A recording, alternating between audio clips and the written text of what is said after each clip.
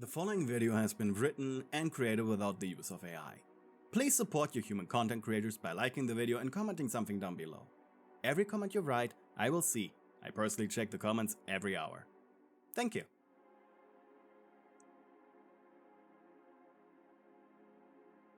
Your head tilted to the right, staring at the glass door of your cabin. Your eyes focused on the blur of colors on the opposite window behind it. The room shook softly. Rolling on your back, you stared at the cushioned ceiling. It happened an unknown time ago. Kane had decided that the next adventure will be a big one. Really all it was just Gangle accidentally letting it slip that she used to ride a train to work, which of course made your AI overlord think, "Oh, for her to work properly, she has to be in a train! That makes a lot of sense." Which didn't make sense to a human, but to a machine who took everything as literal as possible, it did. Oh well. The train was moving through a strange plane of existence, even for the digital circus. At least, that's how you would call it. A plane of existence. It was a large, many-mile-long train track that partially moved through the void, where the limits of the simulated world became unstable, as well as areas that Kane had used in previous adventures. Gangle had apologized many times for getting everyone into the cramped train space, but it wasn't really her fault that Kane went out of his way like this. You didn't mind it, really. Kane certainly had an eye for coziness. The cabin, small as it was, had its charm. Soft velvet cushions, faded by a lightless day, walls paneled in worn cherrywood that sometimes sighed as though remembering better years. The lamp in the corner swung gently with the rhythm of the tracks. Its cracked glass painted your room in warbled golden light, and long, thin shadows that crawled over the floor and ceiling alike. Beyond your door, the hallway rattled with each turn, the brass fixtures shimmering in complaint. Outside the window, shapes moved, vague suggestions of color and mass adrift in the gray, swirling nothing that the train cut through. But mostly, there was just formless blotches that drifted past, as if the world itself had forgotten what it was supposed to look like. You turned your head again, gaze following a fresh crack running across the ceiling like a dark river. Somewhere 2 cars back, the dining cart would be swaying too. Cutlery clinking and cracking porcelain cups that never got washed properly. Beyond that, the lounge car, its velvet seats worn, bald, brass lamps caked in old grime, and a faded carpet that had once been patterned with roses but now showed only stains and silence. There were a lot of more cars that contained a lot of NPCs and other purposes to which you didn't care much, though you did walk through this entire thing multiple times. They changed, randomly changed every day. It was comforting in its own strange way. You rose and pressed your hand to the window. Cold, not quite glass, not quite anything you could name. It hummed faintly under your palm, vibrating with the deep pulse of the train itself. An endless heartbeat that kept you all moving forward, deeper into the nothingness. Past your cabin, the train stretched on and on. The walls shook again, gently, as though the train had passed or something that wasn't really there. The glass in your door rippled. For a breath, you could almost see a hand press on the other side, gone before you could look directly. Was it such a trick of the light?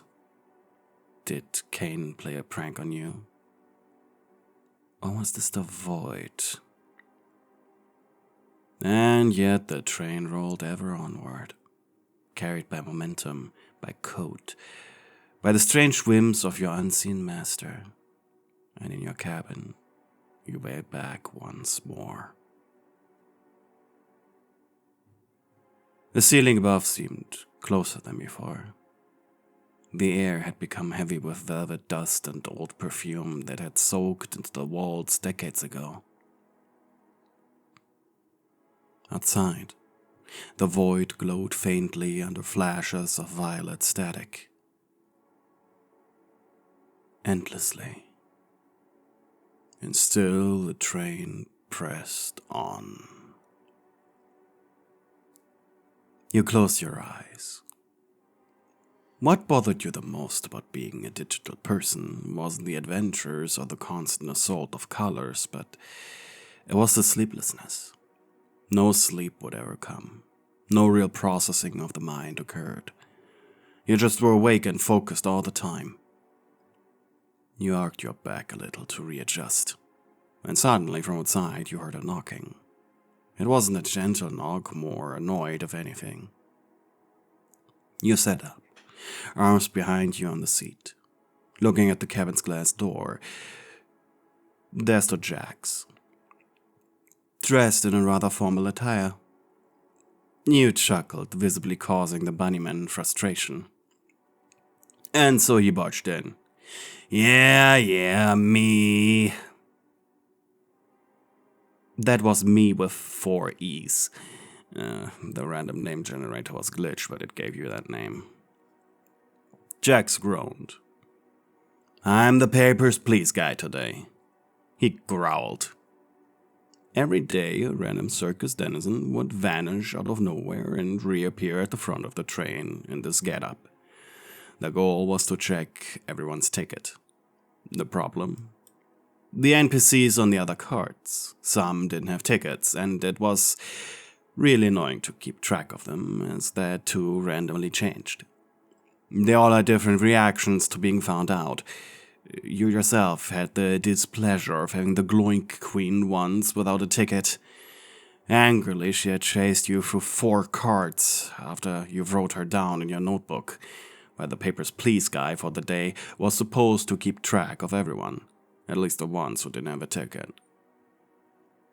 Jax combed over his head with his hand, causing his ears to remain floppy for a moment before jumping back into their usual position. Without asking, he sat down in front of you.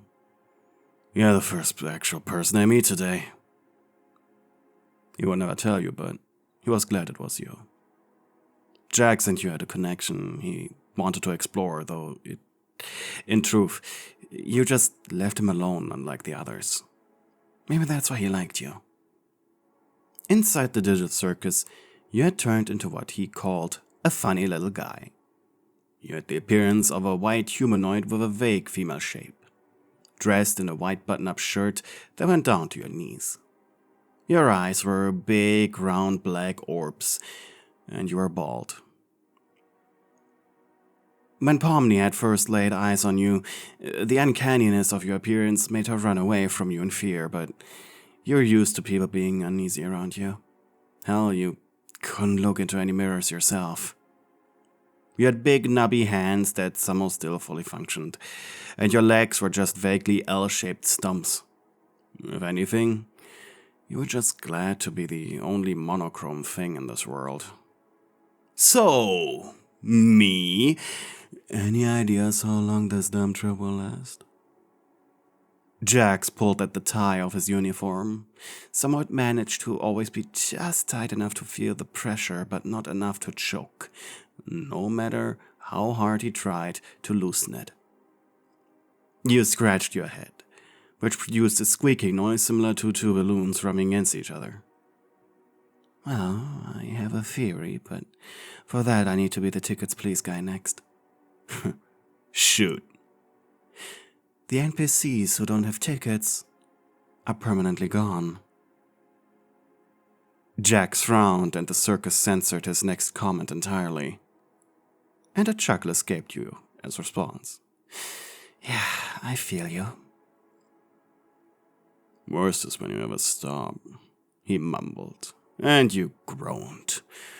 The train sometimes would stop at a station, Kane called it, having to refuel, but this was just him setting up a regular non-train related adventure. I'm going to skin Gangle for this, growled Jax.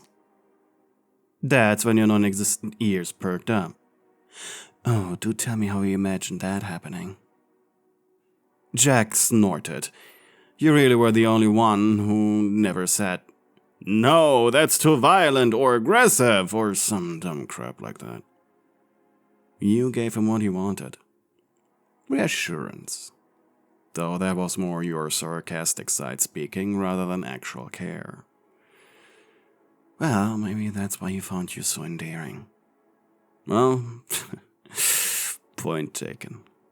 He snickered, crossing his arms. He leaned back. And finally you pulled out your own ticket. It had already been stamped on it for the previous days. And bored, he just stamped it again. He returned it to you. Hey, He scratched the back of his head as he stood up. Never mind.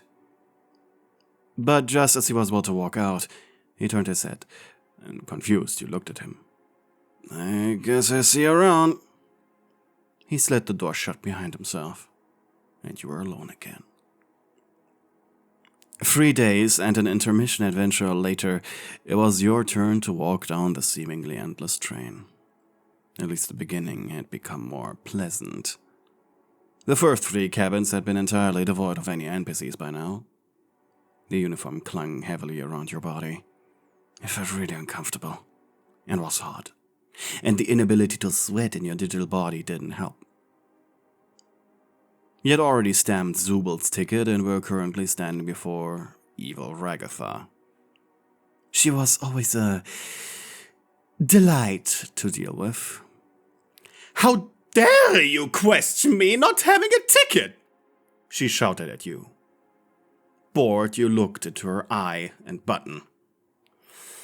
I don't care, just let me beep ink stamp it. She shuffled around in her dress. I must have it, of course. I always have it. Her voice was grating like a tea kettle that learned to be a pompous bitch. After a minute of searching, however, the NPC just stared defiantly at you. Your eyes met. Okay, so maybe I don't. You already started writing her name down. How dare you! She took an angry step forward, causing you to gulp. She grabbed a baseball bat from under her seat. Well, that was new. She pointed the rounded tip under your chin. Listen here, you minimum wage peasant. I'm the great evil Ragatha, and I never make mistakes. When I don't have a ticket, I'm not supposed to have one. Unimpressed, you finished writing her name. But perhaps that was a mistake, as it caused her to swing the bat across your face. Pain exploded, and for a moment your vision became blurry. It hurt. It hurt a lot. And you found yourself lying on the floor. Angrily, Eva Ragatha took a step forward, and afraid, you crawled backwards on your hands. How dare you embarrass me like that! She swung again, hitting the floor between your legs. As quickly as you could, you rolled on your stomach, using your arms to jump up, to sprint to the next door. Eva Ragatha closely behind you, swinging the bat, shattering glass. At least, that was the only NPC present in the cart, so you didn't have to ask anyone else for their tickets while she was chasing you. Shoulder first, you slammed against the cart's door, falling into the next one. With your foot, you kicked the door closed, and then a purple arm appeared, wrapping around your neck and dragging you into the cabin. It was Jax. The bunny man was kneeling right behind you, hand pressed on your mouth, while with his other, he motioned to keep you quiet. You nodded. Your heart was racing. Moments later, you heard the door being kicked open. hearing Eagle Ragatha's heavy footsteps come closer. Jax's grip tightened for a moment before he let go of you. Slowly, he stood up. And when Eagle Ragatha was right in front of the door, their eyes met for a moment. Hers narrowed while he just smiled at her. She then let her arms hang, the bat dropping to the floor.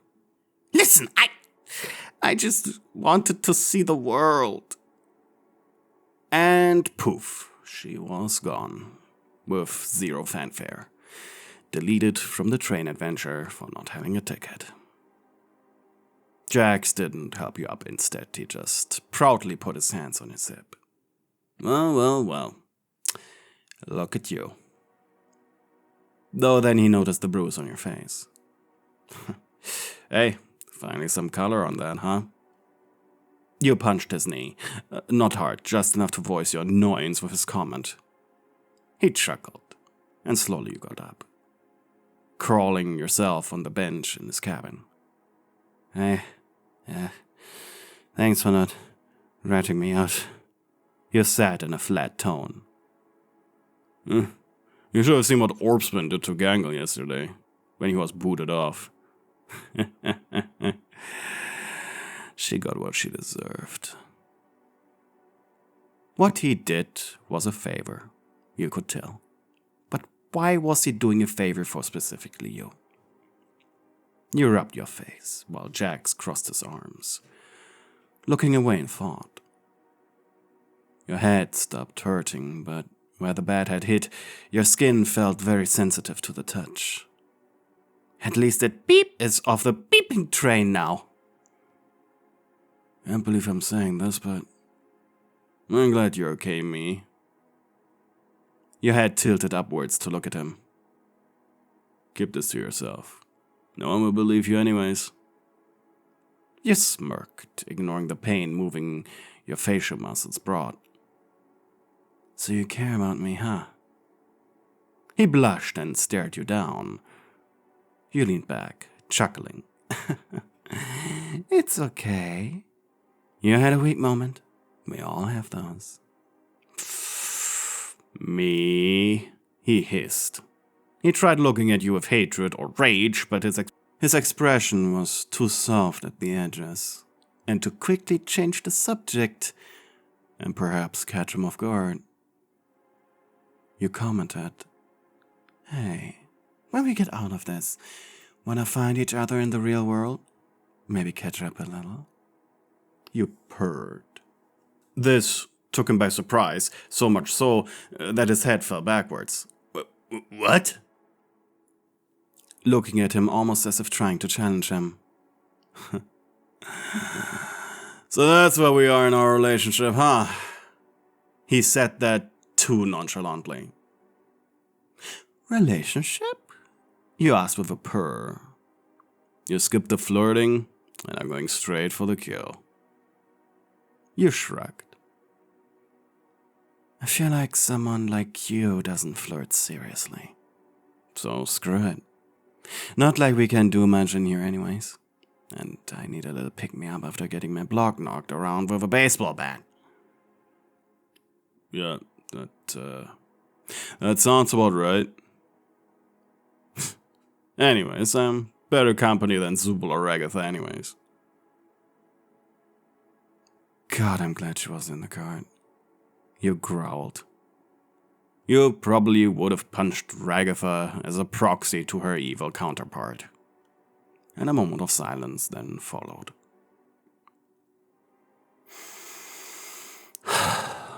Screw it. He huffed and then placed an arm on your shoulder, hand pressed against the wall behind your back. Your faces only an inch apart now. Tell me, are you sure you want to hunt me down after this? After we somehow manage to escape? Do you want me to prove it? That I would come looking for you? Sure. You leaned forward until your forehead pressed against his. Your breaths mingled. Close enough you could almost taste the faint bitterness of the train's stale air caught on his fur. He tilted his head, eyes half-lidded.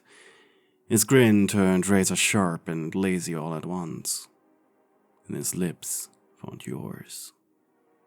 Warm, soft, and surprisingly gentle, at first at least. It was a teasing press that sent a shiver crawling down your spine. You parted your lips and let out the smallest of sounds. It was all he needed. Jax deepened the kiss, hungry, desperate even. His tongue brushed yours, a spark of heat bursting in your chest. You clutched at the labels of his clothing. He was dressed in a 70s-style business suit. That seemed to be what the digital circus decided on he should wear for this adventure. Your knobby hands squeezing fabric until the seams whined in protest. Your mouth moved against his, wet, slow, every pull and drag deliberate, savoring the feeling of him. Then came his teeth, a sharp nip to your lower lip that made you gasp. The sound pleased him. You could feel it in the curl of his smirk against your mouth. He licked the spot he'd bitten, soothing it with lazy strokes of his tongue.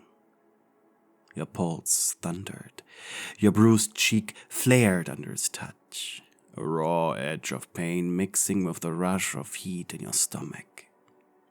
You didn't care. You wanted more. Your hand traced up his chest, fingers clumsy on his thigh, pulling it loose until it hung crooked. Jax chuckled low in his throat. The sound vibrated against your mouth, hard, rough, but also promising. He guided you back until your spine met the cabin wall, his knee pressing between your thighs, not quite touching, just close enough to make you ache for him to close the gap. So sure. He rasped against your mouth, his breath smelling faintly of something sweet. You answered by kissing me again, fiercer this time. Your own teeth scraping over his lip, a wicked answer to his early bite. He groaned into your mouth, a raw, guttural sound that curled in your gut and pooled low, making your chest feel tight. His hand found your cheek, palm cupping your sore spot. His thumb brushed the bruise so softly it made your eyes flutter and tear up a little. Your hands wandered down, tracing the edge of his vest, finding the thin shirt beneath, fingers spreading against the warmth of him. Jax's tongue tangled with yours again, slow and deep. Your breath came out ragged between kisses. You tasted him, warm, a little sharp, a little bitter. Your head spun, and he pulled back just enough for your noses to brush, eyes half-lidded. His ears drooped, then twitched upright as if catching invisible signals. Then he leaned forward and kissed the corner of your mouth, a softer, lingering one, more romantic, if that was even something he was capable of. It made your heart flutter, though. It was painfully sweet. His mouth drifted lower, tracing the curve of your jaw, hot breath against your skin, then teeth again, a playful nib at your cheek and neck, followed by the damp heat of his tongue soothing over the sting. You gasped, sound catching in your throat, your hand tangled in the fabric of his shoulder, holding him close, kneading it. Jax pressed closer, his chest against yours. You felt the weight of him, the heat bleeding through your digital skin like a fever. He mouthed along your neck, up to the spot just under where your ears would be if you had them, breathing before laying another hot, wet kiss there. Your head tipped back, eyes fluttering shut. The cabin spun gently around you. His hand moved down over your side, thumb brushing just under the edge of your shirt. You shivered. Your fingers slid up into the fur at the back of his neck, soft, warm, and alive. Jax groaned again, a sound that sent heat shooting through your veins. Your mouths found each other once more, a kiss that was messy, tasting of teeth, tongue, and breathless need. Neither of you stopped, as the train rattled on, uncaring, its glass walls blurring with streaks of color from the outside. Neither of you pulled away, not yet, and neither of you wanted to. You smirked, your hands slid up, pressing lightly against his chest. It felt oddly solid, even though you both knew it was just polygons and code. Jax's breath caught for a moment. That tiny flicker of surprise only made you bolder. You tilted your head, letting your blank orb-like eyes stay fixed on his. He didn't look away. He resisted the uncanny valley that was your digital body. Charming. Your shoulders brushed and you felt the faintest spark of warmth where your sleeves met his fur. His free hand had twitched, then settled on your hip, hesitant at first. But then you pressed closer. His smirk returned, but softer now, less teasing, more vulnerable. Oh, look at you. Getting all ready for me, huh? Come on, you like that? You teased back, voice low. He didn't deny it. Instead, his thumb rubbed a slow circle against your side. It made something twist warmly in your chest. You really gonna look for me out there? He asked, tone dipped into something that almost sounded like hope. I will. I just hope you like what you're seeing once we're in the real world.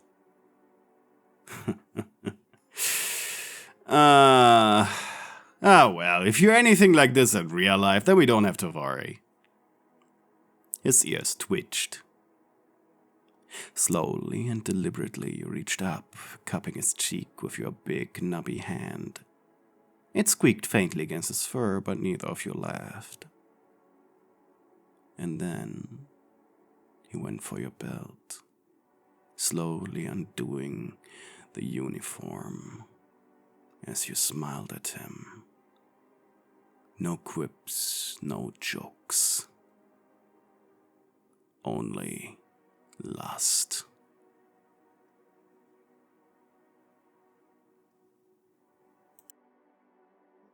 Hey, you reached the end of the video. That makes you part of an exclusive club. Our secret club password for this month is Rusty Spoons. Put the secret message in your comment below to tell fellow members that you watched the video until the very end. Lastly, before we say goodbye, I want to take the opportunity and thank my channel members. And if you want me to say something silly here, just have a funny account name and join my darling Steward tier. We have Meow Meow Person, Puppet Noah, ADHD Neptune, Mimi Mumu, Adrijama, Jaws, Melofia, Maxicat, Allison Watkins, Mystic Jade 111, Giovanna Moretti, Twilight Mia, Angry Boxman, and Anonymous Weep. Thank you for being dying stewards, and of course, a big thank you to all the other channel members. I cannot do this without you. Bye!